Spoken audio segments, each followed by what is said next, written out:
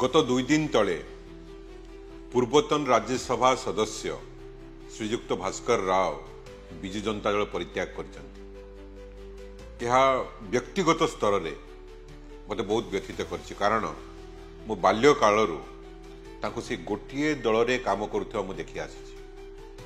राजनीति रे दल परित्याग करने अति साधारण कथा, किंतु किए कौ परिस्थिति रे परित्याग करिछि बा दल छाड़ी ताहा गुरुत्व बहन करिଥାଏ।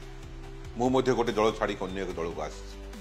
मते सेही समय रे परिस्थिति बाध्य करथिला एवं मु शांति रे निर्वाचन लड़िबा को चाहूथि। विजु जनता दल ओडिशार सर्वबृहत दल, सबुठारु अधिका भोट पाइछि, अर्थात सबुठारु अधिका लोकप्रिय। एटी नेता एवं संगठन वर्तमान मध्य पूर्व भलिया मजबूत अछन।